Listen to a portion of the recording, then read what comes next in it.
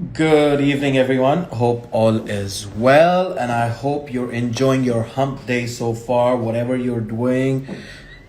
We are now going to be going live with a property entrepreneur who deals with co living spaces. So he creates properties where people share the property, something like a HMO, and we're going to discuss all this about it with him. Let me just send this invite quickly, and we're going to know more about what co living is all about. So, thank you so much for joining me.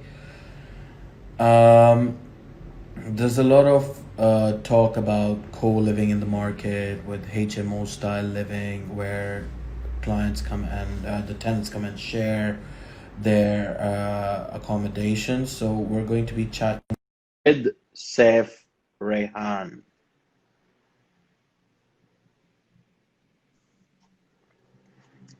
Saif, Hello, how are you? I'm very, very well. How are you? Good, good. All is well. Thank you so much for coming on this live to share the knowledge and share that positivity that you go with in your business, in your career, and to inspire other, it be younger generation, it be our generation, or it be the older generation, whoever wants to get into property or want to learn about property. Thank you for coming on here to share that knowledge with us today. Thank you very much for the invite as well. So I really appreciate that. It's Pleasure. uh, it's I been know. uh, it's been very well to it's been very entertaining really watching your lives.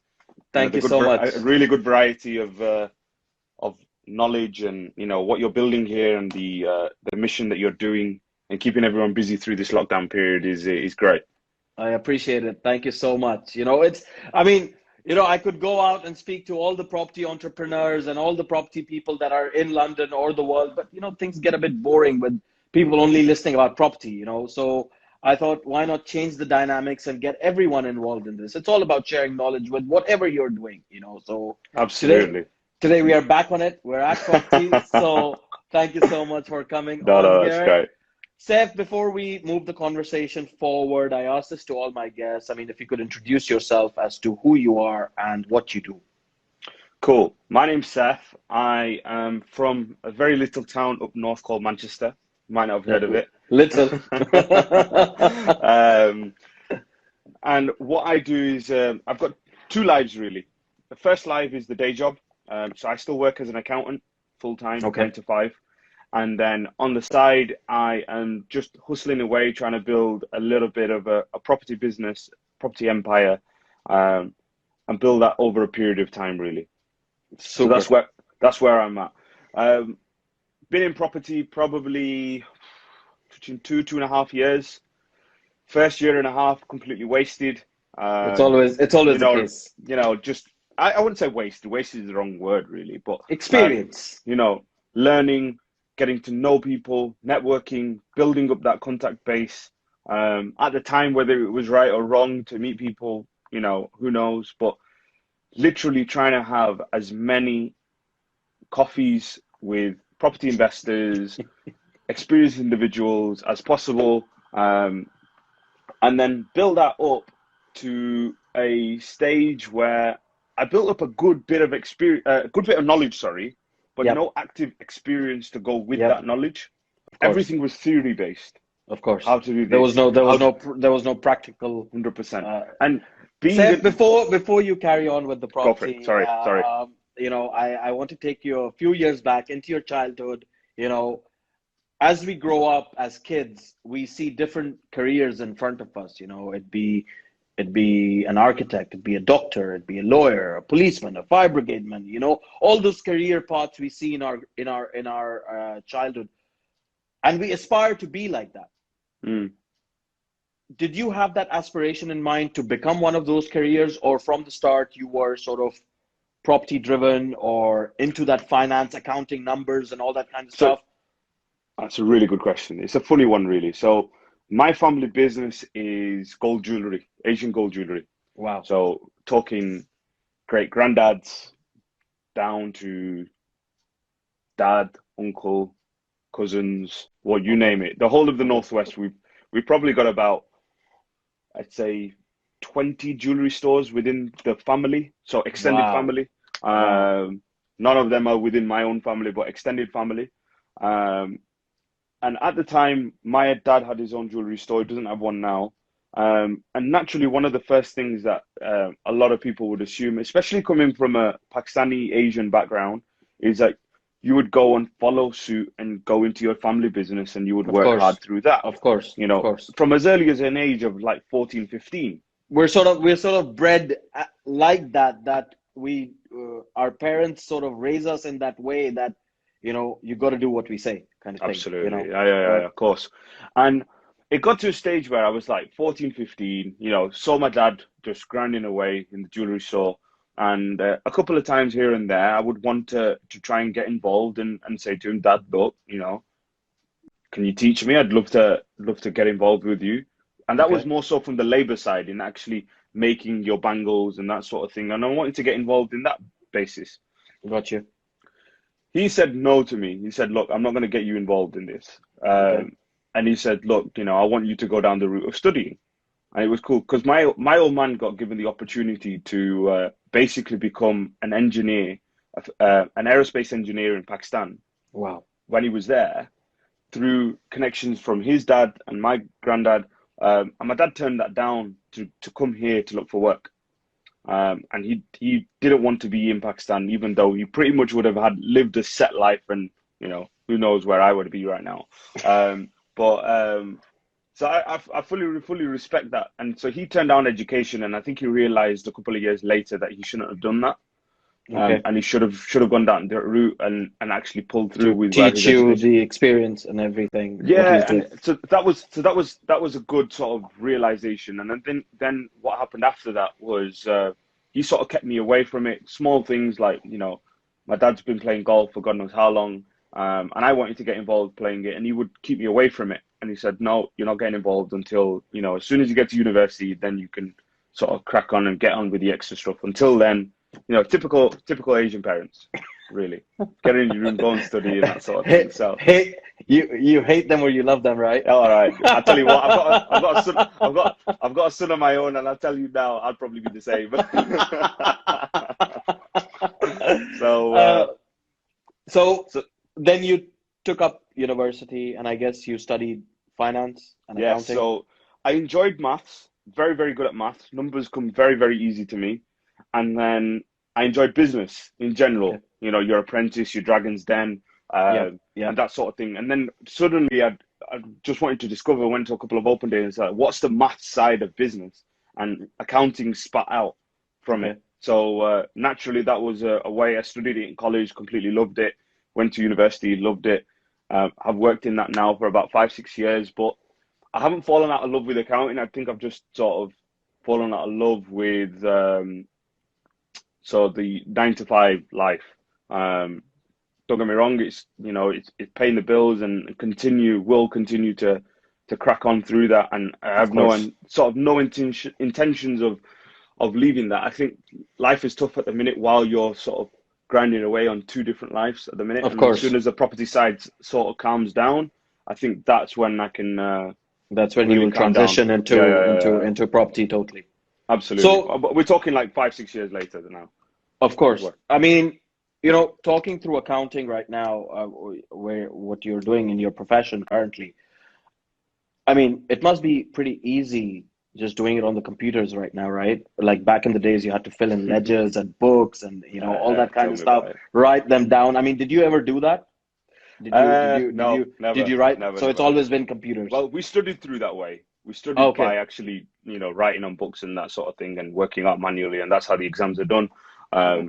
I was speaking to my granddad, who was actually also an accountant back in Pakistan, and he was telling me about his days, and they would have ledger books of probably like this big, Yeah, yeah, yeah, and yeah. they'd have to go through.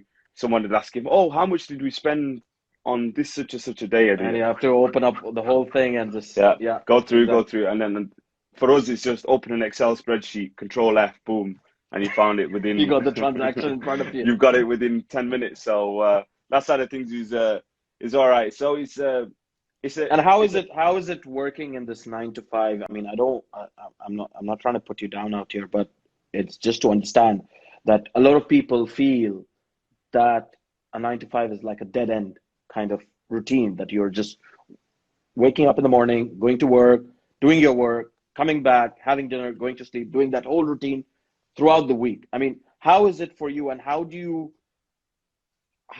has it been a part of your passion, if I'm correct in saying that? I mean, because you yeah. studied So that and you learned that. yeah. So again, a very good question. In the sense that it's in times like now, it's comfort, it's blessings to have such a secure job, paying the bills. We're working from home. Of course. Things are still cracking on well. Yep. As much as there's times where you're like, I wish I was full time in something else, or I wish I was working for myself. But at the Yep. end of the day, it depends where your sort of risk appetite level is in your own life. If you want a comfortable life, Then do a then 9 to 5. then 9 to 5 all the way. If you But want, even then, that's not secure, right? Like right now, for yeah, example, absolutely, of you course. know, people Nothing is got secure. Nothing people is got secure. redundant, people are on furlough. I mean, how is that affecting you in your, are you on the furlough scheme right now, or no, you're back No, so onto the, unfortunately, finance are the ones that are meant to be knowing what the hell is going on in business at the minute. So we're the guys that are meant to know how much money the business is making, continuously forecasting. You know, it was pretty funny. Like probably the last 3 months have probably been the most intense 3 months of like my working career, in the sense that we would go and do a forecast for the whole business, and the business is probably making probably around about 350 million in pounds in revenue. We would do the full forecast for that business, me and the team and the other team of accountants. And then 1 week later, Boris would make another announcement, and that whole forecast is out of the is water. out, And is you've just got to gone. do it again, and then do And it again. how have those forecasts affected your understanding of the business in providing that forecast for the company, to say that before COVID, before lockdown, this was your forecast, but now because of COVID, this is your forecast. Mm. How did you understand that, and how did you make your business or the owner or your clients understand that? I think the biggest realization for us was understanding, and put a lot of importance on cash flow and not Okay, necessarily just profit. of So course. the idea of you could be making 100 million pounds in profit, but you could have £1 in your bank account. Yep. And just understanding what the difference of that was, Okay. is probably the biggest realization that we had as a business. Um, and that's probably where the focus is going to be for the next few months. True. As much True. as things is profit based, as much as things are there, the one thing that we're certainly doing is that we've got the resilience to sort of ride this through, um, because of the size of how things are and how we've been structured and how everything is, um, and the sort of industry that the business is within. Um, it's yeah. So from that side of things, is everything has been good. I guess it's just put focus on some key fundamentals such as cash flow, and Of I think course. it's given me massive lessons for my own businesses, and sort of looking at that from there. And do you think right now a lot of the businesses in the UK and of course around the world are possibly, I mean, me myself, I'm looking at cash flow, right? Right now it's not everyone's doing a property deal, and Mm. property deals are not done every day, but it's good to know that how you're putting that projection in front of the companies, that saying that, look, you've got to have cash flow rather than looking at the profit. How do you make your clients understand that? Like, I mean, business is a business because they make profit, right? Okay. They Best never. example. Best Yep. example for it. Yep. Yep. You've got a plant pot. Seeds go in. Yep. Plant starts to grow. Yep. That's your profit. Okay. If you don't water that plant dies. Of course. And the cash and Is the the cash water. flow is the water that you're putting to your plant. So So true. but the thing is that the only thing that we see is the profit, is the plant. Of course. It's always the case. You don't see the watering. Yep. So it's making sure that, you know, there's key things. Like, one of the things that I've done in my personal life is to make sure that I have got at least 6 months worth of bills, of my household bills, saved in a savings account. Got you. But I didn't have that at first. I probably had 2 weeks worth of bills. Okay. Okay. You know, it's given me a massive realization on what we And need to do. I guess the property side has helped you with that, if I'm correct. Probably. I'm not there yet. I'm not there Okay. at the 6 month mark yet, but that's my Okay. target now. I'm probably going to get there probably by the end of the year, maybe Okay. even go touching into next year. But I think, you know, if we go back to March, let's say, for argument's sake, I lost my job. I could be stressed, but at the same time, that stress could You go know away that knowing I've got 6 months worth 6 months to are live. covered, basically. Yeah. And So that 6 months, I'll. it could be the fact with all this going around with the second wave and everything, you know. I hope not, Who knows? but Who knows? Who knows? But I think it's very key from a business and a personal perspective to understand what your fixed outgoings are that you cannot change regardless of output. So forget the variable cost, you know, your meals out with your friends or whatever, or your car washes and your haircuts and blah blah and this and that. Forget all of that. Fixed monthly costs, of mortgage, course, electric, gas, gas, water, water. whatever is going to be going out of your accounts from a business or as a personal life, total that Make up. sure. You've got 6 months worth, and you are not basically, if a property deal comes about, for argument's sake, is where I've got things now, is if a property Yep. deal comes about, and by doing that property deal, at some point within that period, we're going to fall below that 6 month buffer, then I know that, one, I need to find a way to pump money back into the business, either by that time to bring it back up to the buffer, or I'm not doing that deal at all. Got you. You know what I mean? It's that important.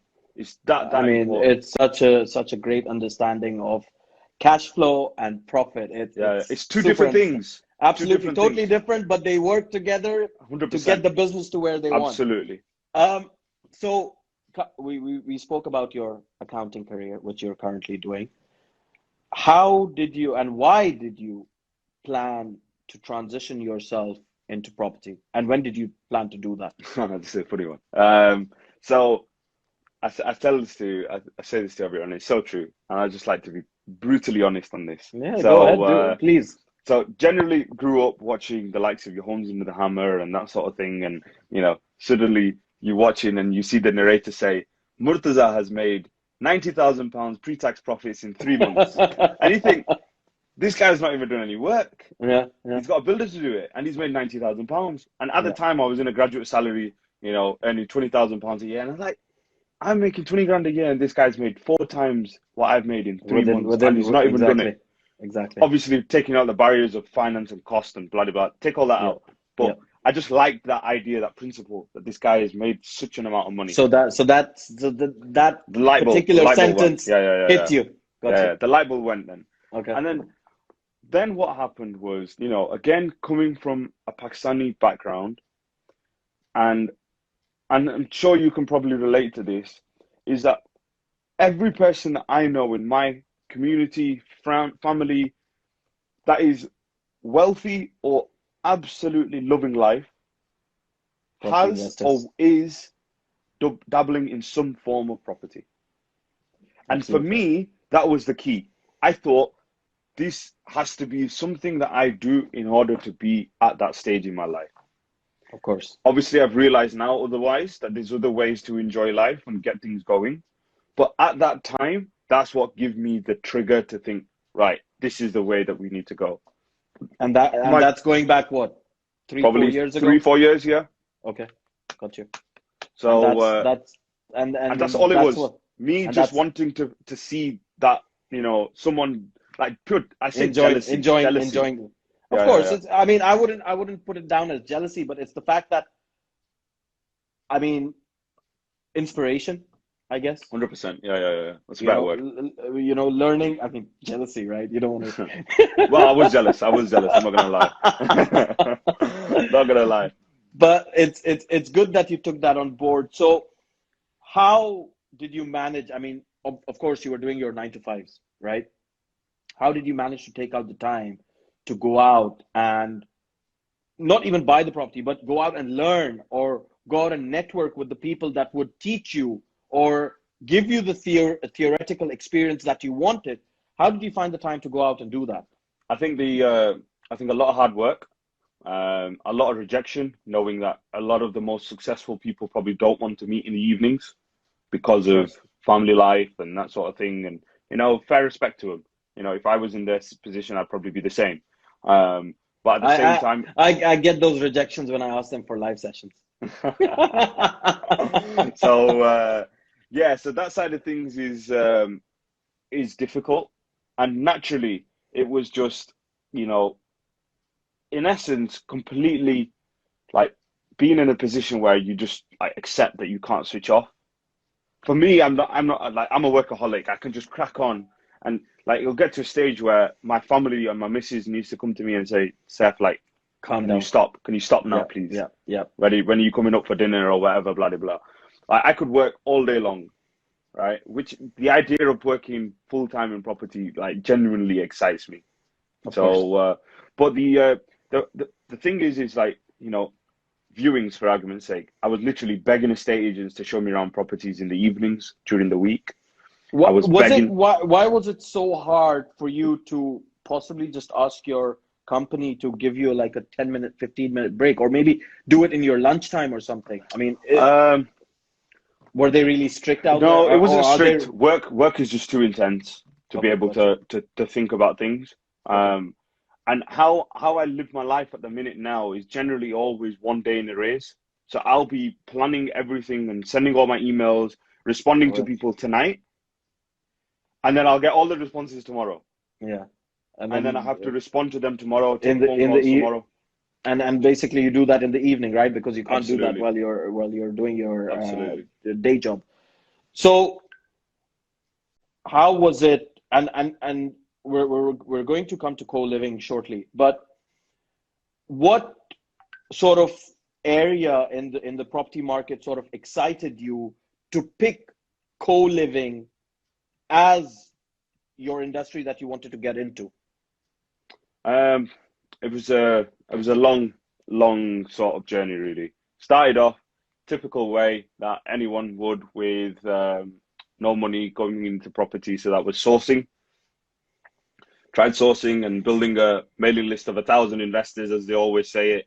You find a deal, you get an offer accepted from an estate agent, and then you just send it out on an email list, and then all of a sudden you have to wait back to see who bites. Okay. Did it twice, got 2 offers accepted, no one bites. And where did this idea come to you from?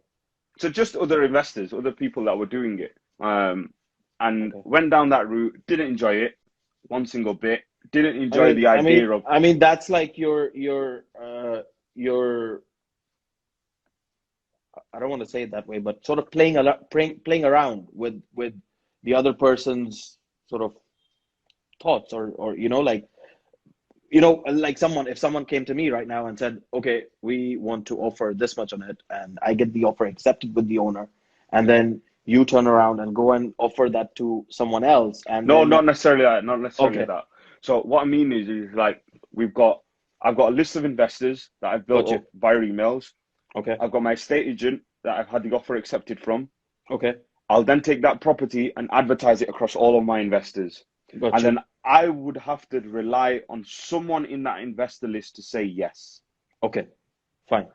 And that experience was just a no-go for me. Okay. I just hated it. It was just and why was that? Because you got I mean, no one came up to say that. no one came up. I wasn't spending the time to actually connect and nurture the relationships that I was building. Well, the relationships, all it was is just, please sign this form and I'll send you a deal, sort of thing. So that's all it was. But at the time, it was just, that was the only time that I could afford. I was either offering on properties, reviewing Rightmove, or I was, Sending the meeting deals out investors. by email. Yeah, and Yeah. sending deals out. So it was really, really difficult at that time to understand, how am I going to prioritize my time here? Where am I going to get Okay. things going? Then went down the route of rent to rent, serviced accommodation. Again, similar thing. A lot of rejection, a lot of challenges, a lot of instances where I had to sacrifice a lot of my social life. And at that time, I probably wasn't prepared to do that as much as I am now. Okay. Then came back to the idea of sourcing, but thought, let's look at it the other way. Okay. So instead of finding a deal and sending it to the investor, find the investor and then find the deals. Got Yeah. you. Okay. So then what I started to do was I could be picky and choosy. I had to then build an avatar of who my ideal investor was. How involved do they want to be? What their cash budget was? What returns were they after? Where they were based? You know, so for me, it was what type of investor? Generally property investors or newbies that are looking to get into property that have got little experience. Yep. Budget. Anyone that has at least 150k cash. I was very Okay. clear on that. Returns. After net yields of at least 9% on that Gotcha. money left in. So decent returns. Yep, Right. absolutely. And Manchester is a great place to get 100%. those returns. 100%. And then the final thing is where they were based. You know, if it was someone that was based quite local, that was fine. Or if it was someone that was based in London, which is where probably two of my investors are, Okay. that allows me to then make sure that I'm the one in the controlled seat here. Got you. And I can do stuff based on the way my vision is, understanding that there's an investor there that can offer their opinion and input, but understanding that the investor can respect me and think, right, okay, Seth is the one that is going to give us the full turnkey, you know, progress. He's the one that's going to be making the decisions on this matter. Exactly. So what we ended up doing was we were sourcing, we were then project managing, and then we were offering back to our investors, and we were buying these properties within companies that were based, that were jointly owned, but the ownership structure would be 90% in the favor of the investor and 10% for myself. 10% for, got you. So we were being paid to do the work and be, in essence, paid a wage Yep. to do all Yep. that work. But then at Yep. the same time, we were taking a small little percentage. And the small percentage basically represents that I'm not necessarily just going to create and hand over a piece of crap. Yep. We want something that will give us long-term profitability, and our investors know that by giving me some form of incentive for that long-term one, I'm going to try extra hard. Not to say that I wouldn't anyway, but you know, and you'll come back to I'll them get with rewarded. deals. You know, they obviously Absolutely. they are hungry to invest their money Yeah. that they have earned wherever, you know, to invest that into property. And you're doing that job for them to get those deals, to get all that work done, to get the renovations done, to get the property rented and pass it on to them. So it's 100%. absolutely amazing to know that. So how did co-living come about? And can you explain how is co-living different to HMO living? I mean, Yeah, of course. So co-living generally came about is because it was like, one of the things for me is that I like investing and creating properties that I would be comfortable to live in myself. got you. You know, not to say that I've got these really, really super high standards, but I definitely don't want to be living in a dingy place. Gotcha. So for me, it was the idea of like, where would I want to be working and living if I was single and I was working? What sort of environment would I want to be in? Got you. And then applying that to the actual properties themselves. So for us, it was, you know, making sure that the color scheme was attractive. It wasn't just basic magnolia walls with brown carpets and that sort of thing. It was, you know, really attractive looking places.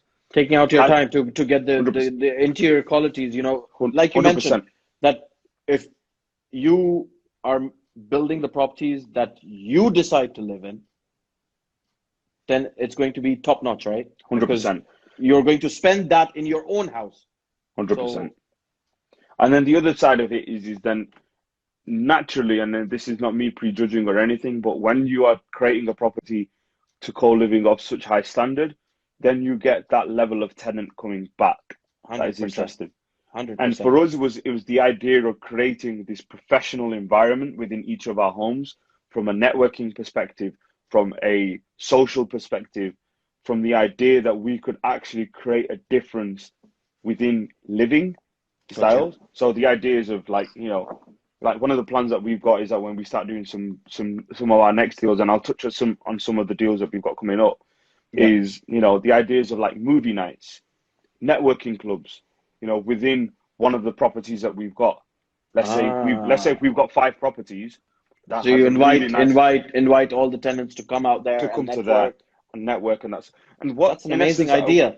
Really amazing idea. It's trying to create a club, really, And yeah, so that's the way that we want to sort of get things going. You know, if a property's got a what's it called, a nice living area, can we use that as a venue?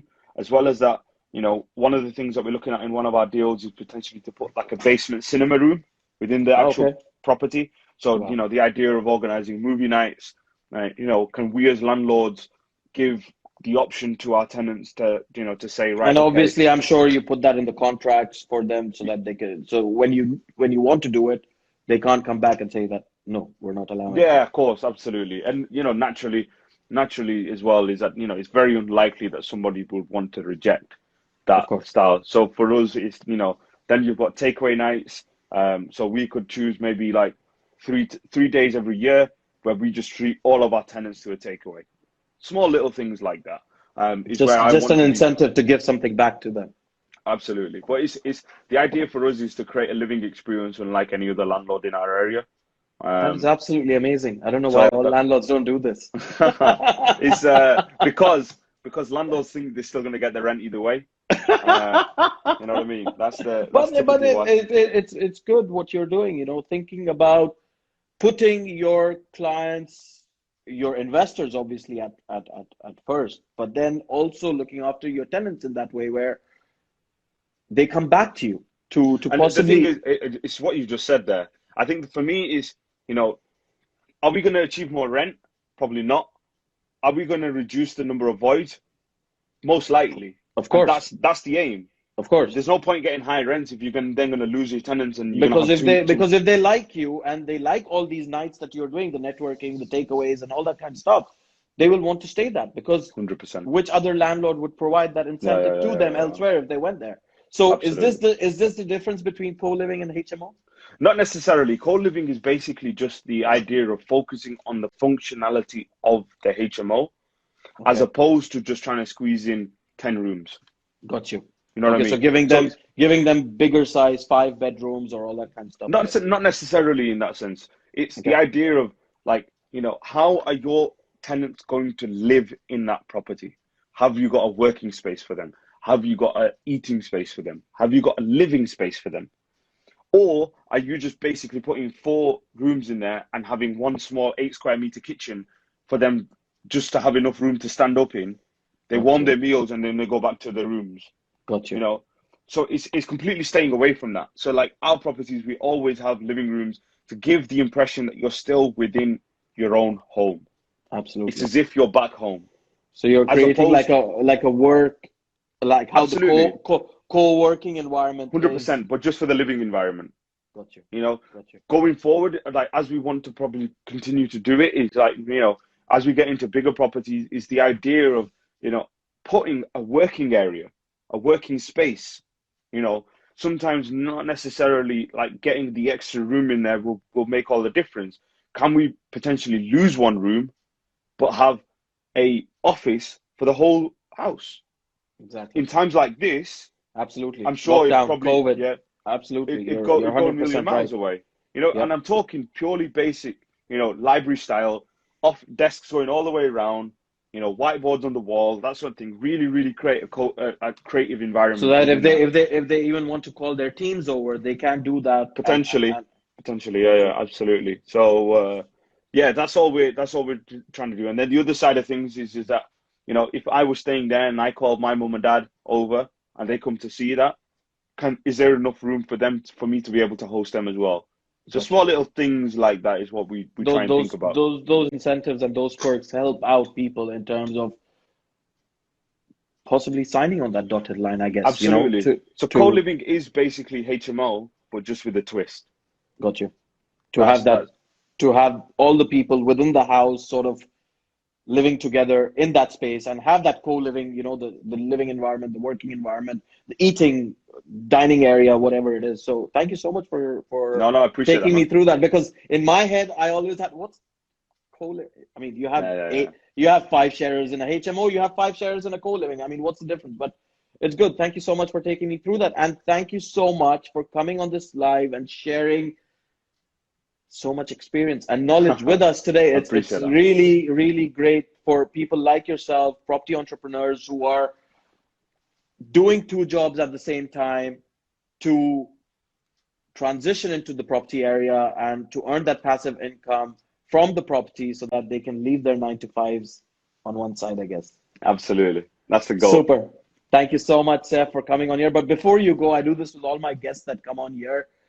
What positive advice? I mean, sharing knowledge is one thing, but the other thing is positive advice. We're going through a lot of negative sentiment. Like you mentioned, people lost their jobs, businesses went bust, lockdown, COVID, all that kind of stuff. What positive advice would you like to share with the world today so that they can take that on board and move forward in life? Absolutely.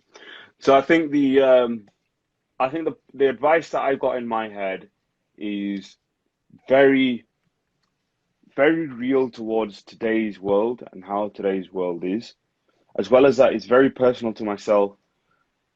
And I take this advice board on myself as opposed to just giving it.